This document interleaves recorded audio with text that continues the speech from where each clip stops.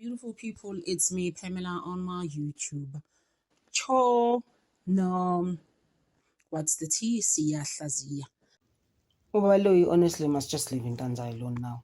It's a lot. Hi, well, guys, it's not 6 weeks. Ubaloyi busy nontanzi embuza umpeto. This whole time you just asking crap only. Like, honestly. Oh, Ubaloyi shame her does every time, eh? You know, Ntanzi's answers have taken other directions now. It's just like Angazi, I don't know, I don't remember. You know, he goes on like that, and then using the things like I'm just like, when did he become like this? It's so different, like I said, which is so different from a trial within a trial. Manje is just like Baloyi. I'm not involved. At some stage, she was even telling Baloyi, you know what? Yeah, so it's not me. So you must. And I'm expecting you to give me the questions. Don't expect me to give you questions and answer them for you. Like, how does that work? I was just like, oh, yeah, this guy. And Ntanzi keeps on telling Ubaloyi ukuthi I was arrested before these cell phone records that you're talking about. But you keep on telling me about them and forcing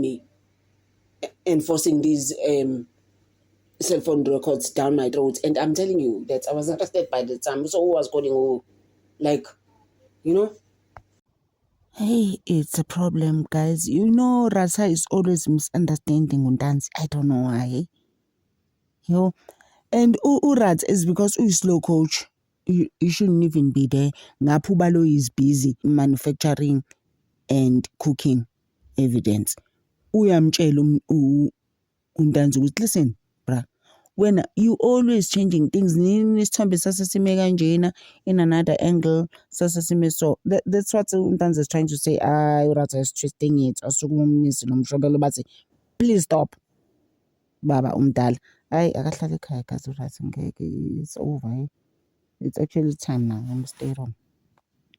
Guys, kune account number yaka Meyiwa that I'm gonna put on. Please, if you can support the Meyiwazi. This coming Saturday, they're going to be talking at the Meyiwa house.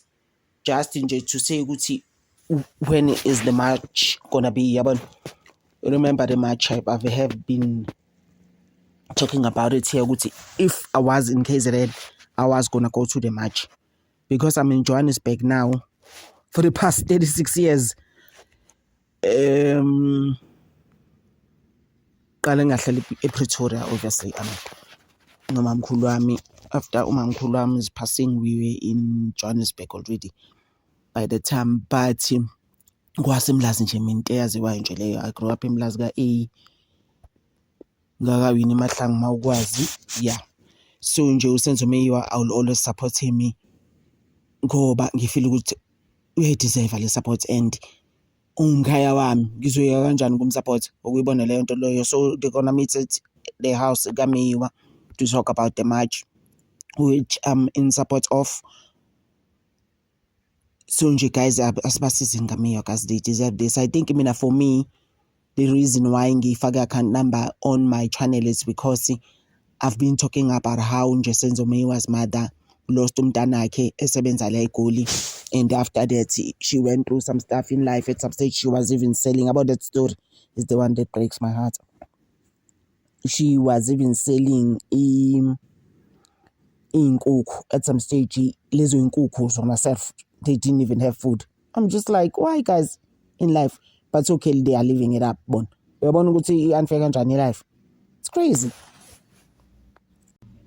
And the reason why they go into the Meyiwa house is because bafuna i-permission khona ngendaba yale match, bebona ubuqhophololo and the criminality that is involved in this case. Kube kwaziwa kahle what happened to Senzo. Ukwabona but kugqitshwe kakhulu, they just like, no, they actually tired. Or I should also involve myself ngithi no Skata, ngibona leyo nto leyo. Senzo Meyiwa's family deserves justice, guys, and Senzo Meyiwa for that matter. So but the reason why they're going to the house is to get permission, because khona abantu aba-reporte izinto ezingekho right bezobe bethi shambile ubuka bayayihlanyisa, even the Meyiwas don't know. So uyabona-ke manje why they doing that. So it's gonna happen on the 18th. So if usemlazi, guys, please go to the Meyiwa house to support them if you can. That's just my thing, guys. Because I always say good support isn't who's gonna support you. That's just my thing. Showing how a photo that is taken with a selfie can appear. Mzantanzi-ke uthi umbuso-ke isithombe azange sishintshwe okwenzakala-ke bekukukhombisa nje mhlawumbe isithombe masithathwe umuntu ezithatha ulona ikhamera ebhekisekelayo ibizi-selfie-ke phecelezi-ke isithombe sivela kanjani, hhayi ukuthi mhlawumbe sishintshiwe isithombe, bekukukhombisa nje ukuthi uma uthatha iselfie isithombe-ke siba kanje. Sese mina ngikhuluma ngento engangizwa, ngikhuluma ngento engangiyibuka lapha ekhodi. I am not talking about something hearsay.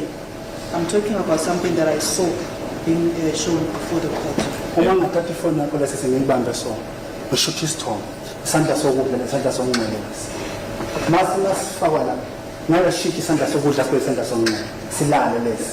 For example, my lord, if I will now take the court interpreter's cell phone and then take a selfie holding the phone with a left hand and the right hand on the other side, when that picture or same photo is being shown before the court, there's no way that the left hand will change to be the right hand. Mr. Ntanzi, Surgeon Mabasa is an expert. He's a digital forensic expert, and various demonstrations were carried out here in court. There's no evidence that any photo was changed. Umntwana uNtanzi-ke kuyena-ke umntwana Mabasa-ke u-expert ngomsebenzi nakho wenzile ukufundele lokho akwenzele futhi akwenzeki ukuthi-ke angashintsha nje isithombe. Mina ngisho ukuthi isithombe sesithombe Mabasa ukuthi isithombe sishuthwe la thina mase sifika la ekhompyutheni abacofi bekhompyutha isithombe sasesingenye indlela Mabasa samdide nokuthi ufuna kuchazele ikhodi ngendaba yesithombe. I never mentioned that Mabasa changed the photos. All I said is that the picture was taken, and then, but when it was projected before the court, the picture has changed. Even Mabasa was confused about the picture that was depicted for him to answer on. And we put it to you that there's no such evidence, and none of the legal representatives raised such an issue. Mnumzane Ntanzi-ke siyabekela ukuthi-ke akukho ufakazi-ke lokho okukhombisa lokho okushoyo thina manje, futhi-ke nabameli-ke akekho unomeli oyedwa-ke uye waba nenkinga noma-ke waba nokungaphambana kwalempilo eshoyo lento enkantolo kanje. Ngicela ukuthi avule irekhodi kababa uMnisi uma uthi ngikhumbula kahle. Can you just pull out Can you just pull out Mr. Mnisi's report? Mr. Mnisi is also here before the court. What record is it? Lapho umniselela sona isithombe lesi isithombe lesingale ndlela manje sesiphenduka samanye indlela. Where Mr. Mnisi, my lord, was actually bringing to the attention of the court that the picture initially was in this position, but now when it is depicted before the court, it is in another position. It happened also in front of me.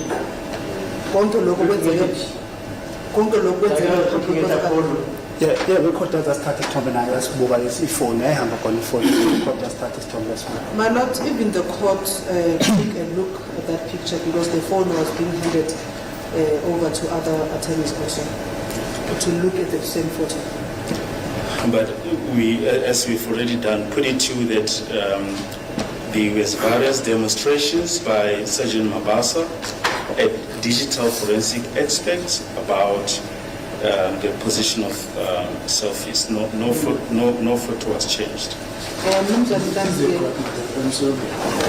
state is suggesting that after what Mr. Ntanzi explained, there was no issue that was taken up by counsel, by defense counsel, in respect of what Ntanzi has just explained. That supposition on its own is not accurate, because there was a lot of commotion that happened here in court with regard to the flipping and floxing of those photos. There was a positional change of those photos, of course, and we registered our concern. Specifically, me, on behalf of accused number 3, I registered my concern with regard to what was happening there. So, sorry, was evidence created This is what you're trying to say, Mr. Ramsey is trying. He says evidence was fraudulently created even in front of this judge. I did not hear him saying that, my lord, but he says... No, he says chinchi. I'm just saying, otherwise we're wasting time. But don't you call those experts because they were deceiving in the court. Was evidence created in front of this court and then in front of even your counsels? It changed. Evidence changed, yeah? It was created. Something new. When it came here, it changed form. That's what she said. Yes, madam, I heard him saying the position of the photo. There was a positional change of the photo as it was being demonstrated there. And that is also... So it's the same photo. There's no creation of evidence. Just ask him, your client. Because the way I understand it, evidence was created, fraudulently created.